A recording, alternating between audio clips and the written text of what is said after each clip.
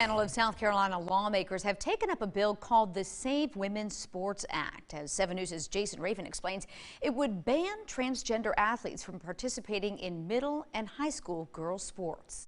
Supporters of the bill say this legislation would make sure female athletes in South Carolina have a level playing field, while critics say the bill is discriminatory.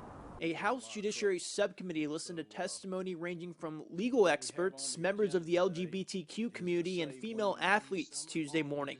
Right now, there's no documented state policy on transgender athletes in South Carolina, according to the state's high school league's handbook. Representative Ashley Trantham, the sponsor of the Save Women's Sports Act, says a 2016 memo from the league allows biological males to participate in women's sports. South Carolina has a proud history of cultivating talented and successful female athletes. Unfortunately, the next generation of female athletes in South Carolina may not have those same chances to excel in sports. H. 3477 would require schools to identify their teams or sports as male, female, or co-ed. Now, somebody of the male sex would not be allowed to play on the female team. If there is a choice in which gender you choose to play as, the lines between sports will ultimately dissolve.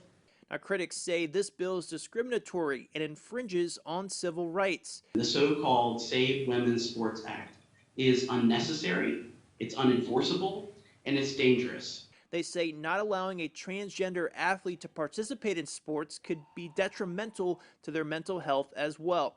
It targets transgender youth, and some of whom are the most vulnerable individuals in our communities, and the repercussions of such a bill could have disastrous implications on trans youth life, way beyond anything that might happen on a sports team. Now, LGBTQ advocates say there are no documented cases of transgender athletes winning competitions in girls' sports in the state. The subcommittee did not take any action on the bill Tuesday. From the State House, Jason Raven, 7 News. Now, according to transgender advocates, there are 10 states without a transgender athlete participation policy.